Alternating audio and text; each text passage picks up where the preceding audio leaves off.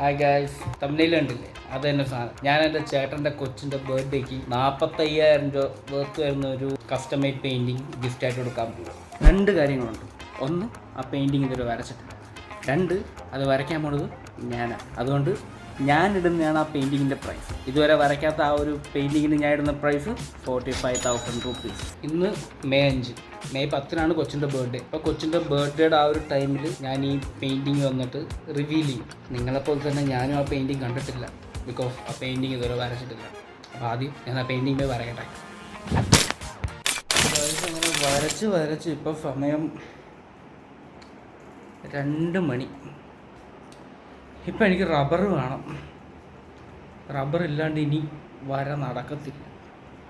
നമുക്കെന്തായാലും ഒന്ന് പുറത്തുപോയി നോക്കിയിട്ട് വരാം. ഈ സമയത്ത് കിട്ടാൻ ചാൻസ് കുറവാണ്. പിന്നെ എനിക്കൊരു ഐസ് ബ്രേക്കിംഗ് വേണം. ഇത്ര നേരം കുത്തിയിരുന്ന് വരച്ചല്ലേ. അപ്പം നമുക്കെന്തായാലും റബ്ബർ മേടിക്കാനൊന്ന് പോയിട്ട് വരാം. റബ്ബർ ഉണ്ടോ എന്ന് അന്വേഷിക്കാൻ ആദ്യം. കിട്ടുമോ നോക്കാം ആദ്യം. വരച്ചിട്ടിരിക്കുകയായിരുന്നു. ഫുള്ള് കറങ്ങും ഈ റബ്ബർ ഇട്ടാൻ വേണ്ടിയിട്ട്. Rubber plays an important hidden role in my artwork. ഈ ഒരു കുഞ്ഞ് റബ്ബറുണ്ടല്ലോ, എനിക്കിന്ന് ലൈഫിലൊരു വലിയൊരു പാഠം പഠിപ്പിച്ചു. രാത്രി 2 മണി ആലപ്പുഴയിൽ ഏത് ബുക്ക് സ്റ്റാളിൽ തുറന്നിരിക്കുക റബ്ബർ കിട്ടാനായിട്ട് ഒരു ചാൻസും ഇല്ല. പക്ഷെ അങ്ങനത്തെ ഒരു സിറ്റുവേഷനിൽ നമ്മളെടുക്കുന്ന ആക്ഷൻ പോലെ ഇരിക്കും ബാക്കി ഫ്യൂച്ചർ. ഇത് ആക്ച്വലി ഒരു യൂസ്ഡ് റബ്ബറാണ്, കണ്ടാൽ തന്നെ അറിയാമല്ലോ. അപ്പോൾ വേറെ റബ്ബറില്ല, ഇതേ ഉള്ളൂ എന്ന് പറഞ്ഞു. അപ്പോൾ ഞാൻ പറഞ്ഞു എനിക്കിത് മതി എന്ന് പറഞ്ഞു. എത്ര റേറ്റും ചോദിച്ചു. ചില സമയങ്ങൾക്കുണ്ടല്ലോ, ചില സിറ്റുവേഷനിൽ ഈ 5 രൂപയുടെ സാധനത്തിന് ചിലപ്പോൾ ഒരു 5,000 രൂപയുടെ വർത്തുണ്ടാവും. ഈ ഒരു റബ്ബറിൻ്റെ അയാൾ പറയുന്നൊരു പൈസ ഞാൻ കൊടുത്തതല്ല. അങ്ങനത്തെ ഒരു സിറ്റുവേഷനിലായിരുന്നു. കാരണം ഞാൻ വരച്ചുകൊണ്ടിരിക്കുന്നതിൻ്റെ ഇടയിൽ നിന്നാണ് എനിക്ക് പെട്ടെന്ന് ഈ റബ്ബറാണ് എനിക്ക് ആ വര തന്നെ വരയ്ക്കുന്നതിൻ്റെ ആ ഒരു ഇത് തന്നെ എനിക്ക് ബ്രേക്ക് ആയിപ്പോയി. എനിക്കങ്ങനെ ഒരു ആക്ഷൻ ഞാൻ ചെയ്തുകൊണ്ടിരിക്കും, ഇതത് ഫുള്ളാക്കാണ്ട് എനിക്ക് ഇറങ്ങിക്കഴിഞ്ഞാൽ എനിക്കെന്തോ ഒരു കംപ്ലീറ്റ്നെസ് ഫീൽ ചെയ്തിട്ടില്ല.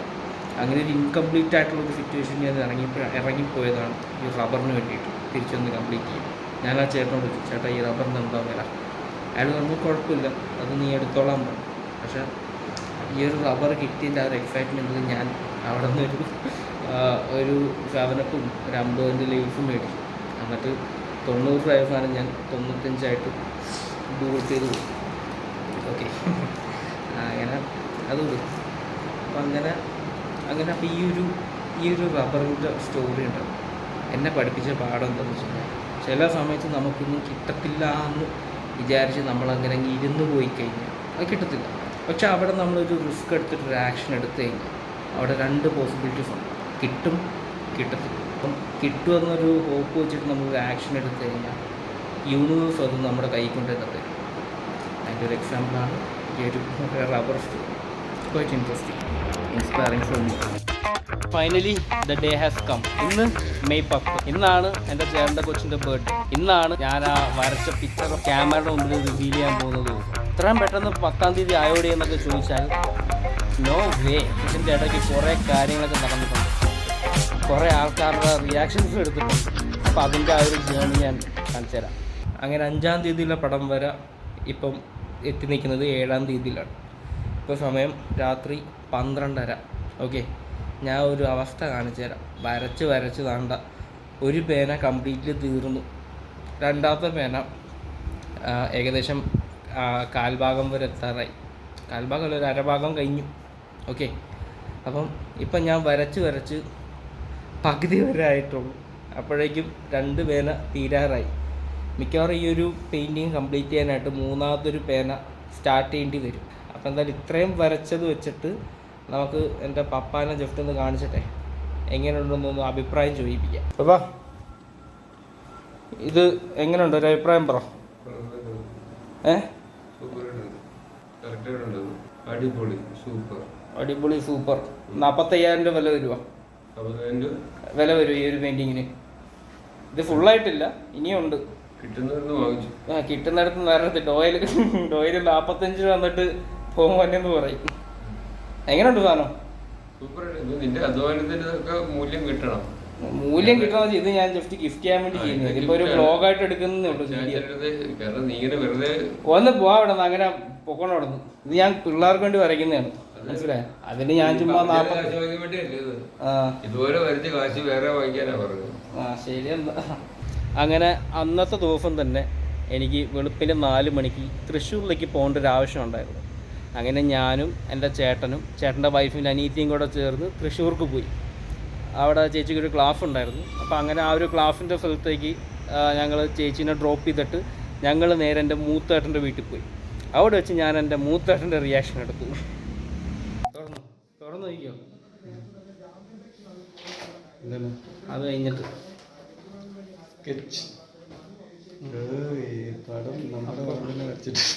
അപ്പം ബാക്ക് സൈഡ് ഓർമ്മ അവിടെ ഇല്ല. ആ പേജ് ഇവിടെ കാണിക്കല്ലേ.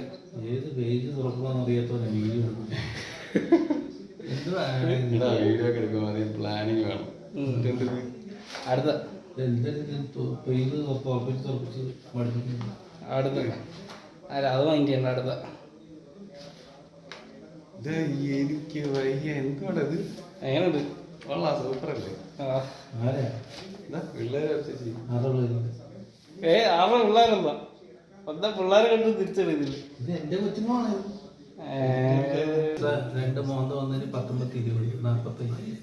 ഒരു പെയിന്റിങ് 25. മേടിക്കുന്ന എനിക്ക് നീ അവാർഡ് തന്നു. അങ്ങനെ 7-ാം തീയതി തന്നെ ഞാൻ ആ പെയിൻറ്റിങ് കംപ്ലീറ്റ് ചെയ്തു. 7-ാം തീയതി ആ പെയിൻറ്റിങ് കംപ്ലീറ്റ് ചെയ്തപ്പോൾ ഇതാണ് അവസ്ഥ. 2 പേന കംപ്ലീറ്റ്ലി തീർന്നു. ഞാൻ നേരത്തെ പറഞ്ഞ പോലെ 3ാമത്തെ പേന സ്റ്റാർട്ട് ചെയ്തു. അങ്ങനെ 7-ാം തീയതി ഞാൻ ആ പെയിൻറ്റിങ് ഫിനിഷ് ചെയ്തിട്ട് 8-ാം തീയതി ഞങ്ങൾ അവിടെ നിന്ന് തിരിക്കുക. അപ്പോൾ അങ്ങനെ എൻ്റെ ഡ്രോയിങ് പാഡ് കാറിൻ്റെ ബാക്ക് സീറ്റ് ഇരിക്കുകയാണ്.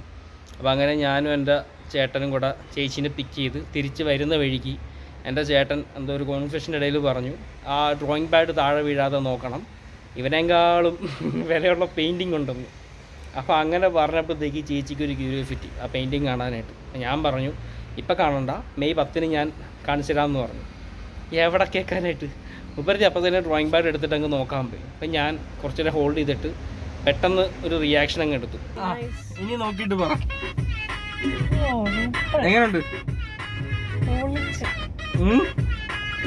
ഈ പെയിന്റിങ്ങിന്? എത്ര രൂപ വില വരും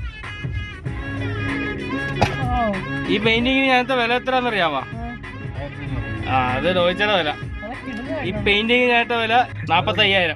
ഇല്ല, ബാക്ക്ഗ്രൗണ്ട് ചെയ്ത് കിടക്കുന്നോണ്ട് ഇത് ഇതാവും. ഫ്രെയിം ചെയ്താ കൊടുക്കുന്നത്. അപ്പൊ നമ്മളത് നോക്കും.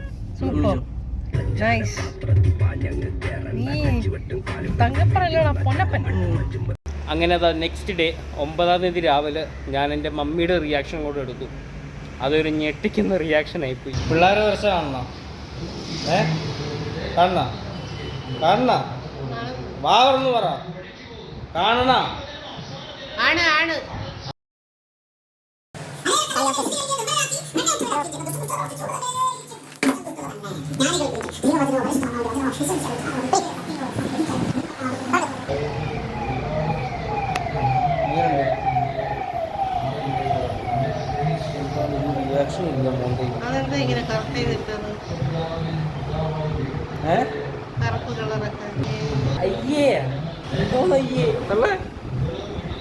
എങ്ങനെയുണ്ട്? കൊള്ളത്തില്ലേ? നിങ്ങൾക്ക് എന്ത് കളറ് വേണമായിരുന്നു? പച്ച കളറാ? കരിമ്പച്ചയാ? ശരിയല്ല, ഒന്നും കൂടെ പറഞ്ഞു. കരിമ്പച്ചയാക്കാൻ പറ്റുമോ? കരിമ്പച്ചയാ? ഇനി ഒന്നും കൂടെ വരയ്ക്കണം കരിമ്പച്ചയിൽ. ഇതൊക്കെ എവിടെ നിന്ന് വരുന്നു? മുമ്പ് ഇതേപോലെ കറുപ്പിനെ പറഞ്ഞൊരു പെണ്ണുമ്പിള് എയറിലായിരുന്നു, അതറിയാവോ?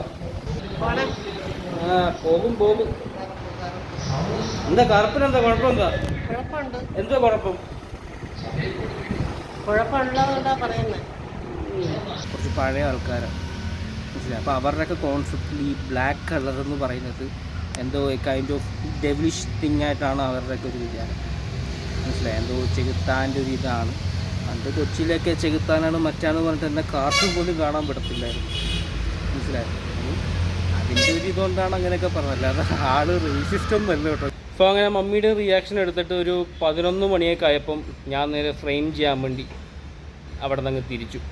എൻ്റെ ഒരു ഫ്രണ്ടുണ്ട് ടെബിൻ, അവൻ എൻ്റെ അടുത്ത് ഒരു കട സജസ്റ്റ് ചെയ്തിട്ടുണ്ടായിരുന്നു. അപ്പം അപ്പോൾ ആ ഒരു കടയിലൊന്ന് പോയിട്ട് ജസ്റ്റ് ഒന്ന് തിരക്കിയിട്ട് വരാം. ഓക്കെ, അവിടെ പോയിട്ട് ഞാൻ ഫ്രെയിമൊക്കെ സെലക്ട് ചെയ്തു. 1 ഇഞ്ചിൻ്റെ ഫ്രെയിമാണ് ഞാൻ ചൂസ് ചെയ്തിരിക്കുന്നത്. 1 ഇഞ്ചിൻ്റെ ഫ്രെയിം A35 വന്നിട്ട് അവർ ചാർജ് ചെയ്യുന്നത് 360 രൂപയാണ്. ഇന്ന് വൈകുന്നേരം 5 മണിക്ക് പോയിട്ടപ്പം ആ സാധനം കളക്ട് ചെയ്തിട്ട് വരാം. പിന്നെ 5 മണിയൊക്കെ ആവാറായപ്പോൾ ഞാൻ നേരെ അനീഫിനെയും വിളിച്ചിട്ട് അത് മേടിക്കാൻ വേണ്ടി പോയി. നീ മേടിച്ചോ, റിയാക്ഷൻ എടുക്കും, റിയാക്ഷൻ എല്ലാവരുടെയും റിയാക്ഷൻ എടുക്കും.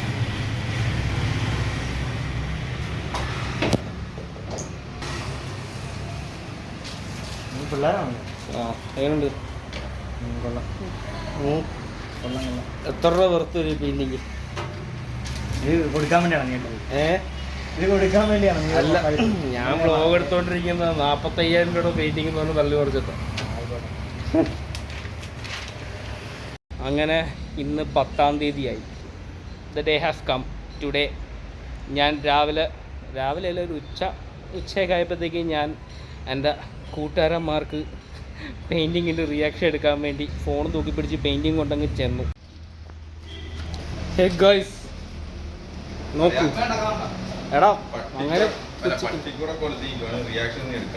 റിയാക്ഷൻ ഞാൻ എടുക്കടാ, അത് കുഴപ്പമില്ല. നോക്ക്, നോക്കിട്ട് പറ പട്ടി. നീ ഫ്രെയിമായിട്ട് കണ്ടില്ലല്ലോ, എങ്ങനെയുണ്ട്? എടാ ഒരു നീ മിസ്റ്റേക്ക് ഒന്നും പറയണ്ട. എന്തോ മിസ്റ്റേക്ക് എന്തുവാ? അത് തൂത്തിട്ട് അത് ഓവറായിട്ട് ചിഹ്നം.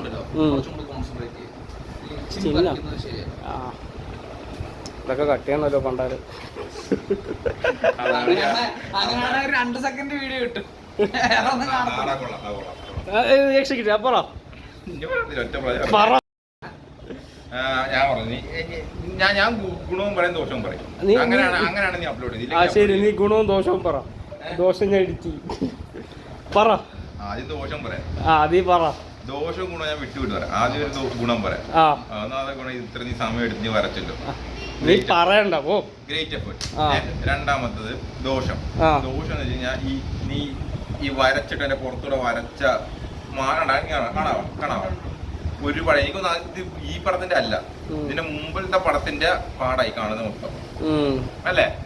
അതിന്റെ ഉണ്ട്. പിന്നെ ഈ പ്രബുദ്ധ വ്യക്തികളെ ഞാൻ കാണാത്തതുകൊണ്ട് എനിക്ക് അറിയാൻ പാടില്ല. അതുപോലെ തന്നെയാണ് ഇരിക്കുന്നത്. അതുപോലെ ആണോ? ആണോ? ഏത് ചിഹ്നം? ഇത് ഈ ചിഹ്നം നോക്കണം. അത് ഈ ചിഹ്നം നോക്കണം. അല്ലെങ്കിൽ രണ്ട് വെച്ചിട്ട് ആണോ പണ്ട ഞാൻ അതിനാണ് കമ്പയർ ചെയ്യാനല്ല പറഞ്ഞേ. ആണ് ആടാ. ഈ പയ്യനെ ഇവിടെ കണ്ടുപോലെ തോന്നുന്നു. ഞാൻ ഈ ബാക്ക്ഗ്രൗണ്ട് കണ്ടിട്ടില്ല. ഞാൻ ഫോട്ടോ ഇപ്പൊ കാണിച്ചു തരാം. Jake Luke Sara.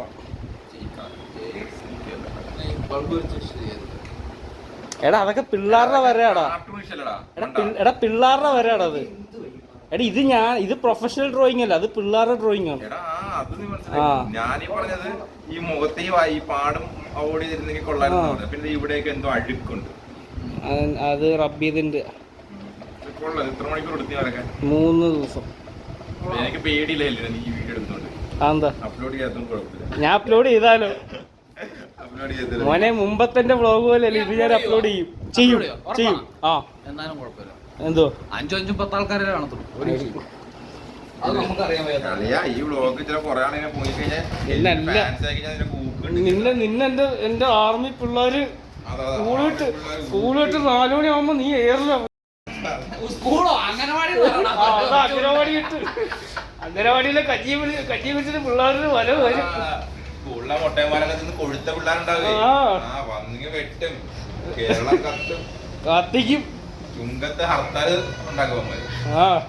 അതേടാ, നീ താണില്ല കട്ട്. പോടാ, ഇനി കുറച്ച് പറയാൻ. എന്നാ നീ പറ. എടാ ഹെല്ലുവിന്റെ ആദ്യത്തെ ഫാൻസ് അസോസിയേഷൻ നമ്മൾ രൂപീകരിക്കും കേട്ടോ. അത് ആർക്ക് ഞാൻ വിട്ടിരുന്നു. ആ അവകാശം എനിക്ക് വേണം. സെക്രട്ടറി ഞാനും പ്രസിഡന്റ് ഏതെങ്കിലും ഒരു LP സ്കൂളിലെ പിള്ളേർ. രണ്ടും കറക്റ്റ്. LP സ്കൂളിൽ വെച്ചാൽ ചില ബോധമുണ്ടായിരുന്നു. അമ്മ അത്ര ബോധമില്ല. ഇതൊക്കെ നമുക്ക് കാണുവാണോ ബ്ലോഗിൽ? അമ്മീൻ കണ്ടോട്ടാ, പ്രശ്നമൊന്നുമില്ല. അമ്മീനല്ലേ നമുക്കറിയാം. അവരെ നീ കേൾക്കുന്നുണ്ടല്ലോ. അയ്യോ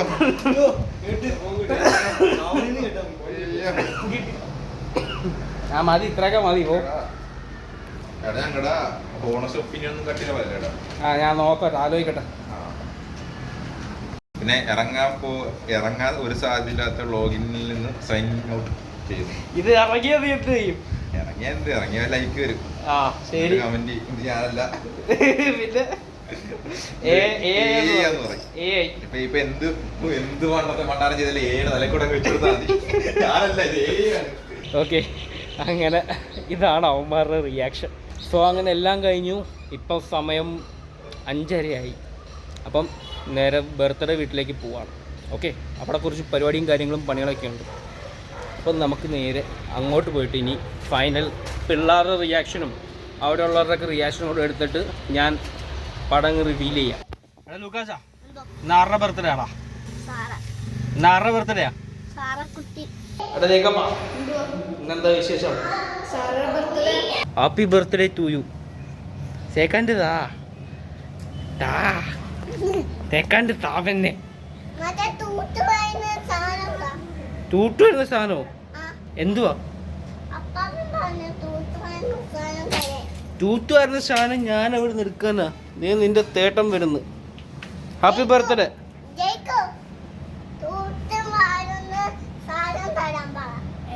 എടാ ചവറുപരി ആയിരിക്കും തരാൻ പറ.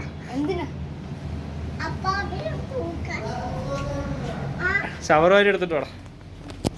തൂത്തുപാടിന് താഴെ എടുത്തിട്ട് വരാൻ പാടുന്ന അപ്പാപ്പൻ. Happy birthday. Happy birthday to you. ഇതല്ല തിരി. വാ എടുക്കട്ടെ വാ. വേണ്ടേ? ഇങ്ങ് വന്നേ വെന്നേ. അയ്യോ, ഹാപ്പി ബർത്ത്ഡേ ടു യു. അയ്യോ അമ്മേ, അയ്യോ.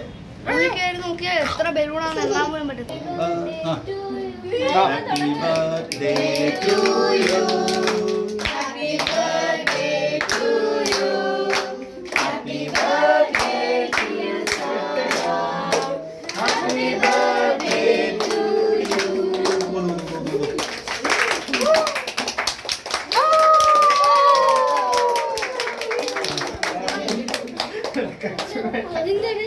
വ്ളോഗാണ് മോനെ, വ്ളോഗ്.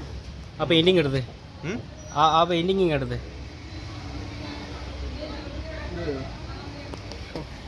എങ്ങനെയുണ്ട്? ഇത് കൊള്ളാലോ. എവിടെ കൊണ്ട് ഏൽപ്പിച്ചോ? എടാ ഞാൻ വരച്ചാടാ. ശരിക്കും ആടാ, ഞാൻ നല്ല കഴിവ്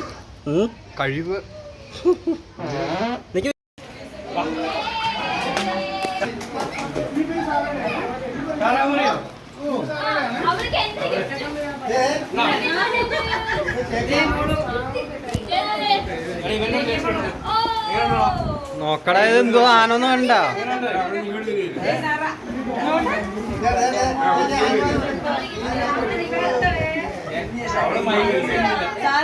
ഇതൊക്കെ ആരാ? ഇതൊക്കെ ആരാ? കലാകാരൻ.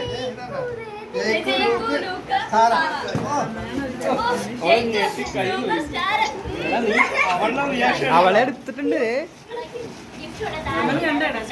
ഗൈസ്, എല്ലാവരും റിയാക്ഷൻ കിട്ടിയായിരുന്നു. ബട്ട് അൺഫോർച്ചുനേറ്റ്ലി ഞാൻ അപ്പോയിന്റ് ചെയ്ത ക്യാമറമാൻ അത് ഷൂട്ട് ചെയ്തില്ലായിരുന്നു. ഞാൻ തന്നെ ഷൂട്ട് ചെയ്താൽ മതിയായിരുന്നു. അറിയില്ല, പോട്ടെ. എടാ ക്യാമറമാന്, ആ cameraman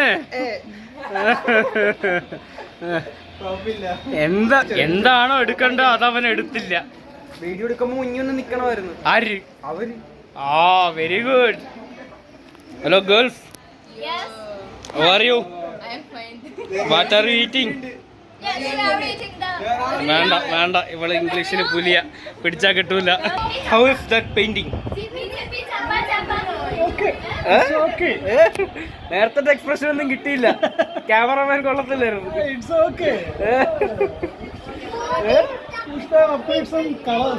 colours no colours, only one colour. മണി അല്ല, ഇത് മറ്റേതാ. ഈ പേന, ഈ അല്ല ജെൽപെൻ.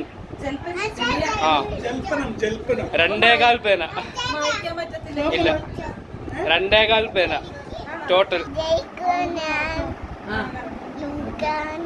ജയിക്കോ അവിടെ, ലുക്ക അവിടെ, ഷാരാൻ പറയുന്നത് എങ്ങനെയുണ്ട്? കൊല്ലാവോ? ഇത്തപ്പെട്ടോ എന്നെ പോലെ പാറ്റ കയറിയാ? പാറ്റനെ പിടിക്കട്ടെ, എന്നിട്ട് എന്ത് ചെയ്യണം?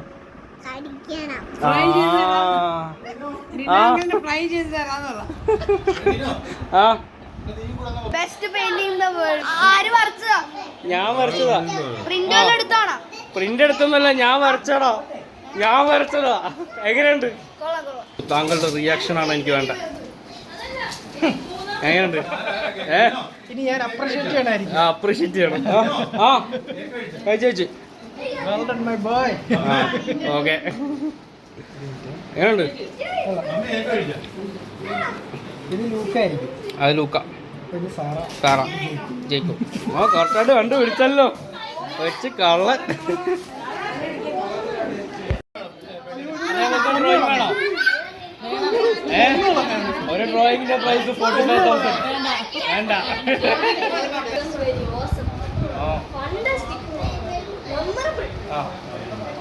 5 രൂപ കൂടെ തരാം. ഇതൊന്നും കൂടെ പറ. 10 രൂപ തരാം. പെട്ടെന്ന് പറഞ്ഞ കൂടെ പറ. ക്രാഫ്റ്റി.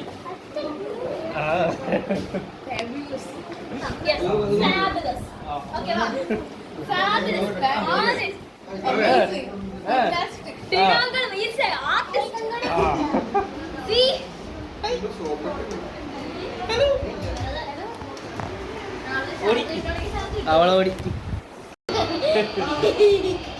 ഓക്കെ ഗായ്സ്, അപ്പം ഇത്രേ ഉള്ളൂ സംഭവം. ശരി എന്നാ ബൈ ബൈ ഗുഡ് ബൈ. പറയടാ.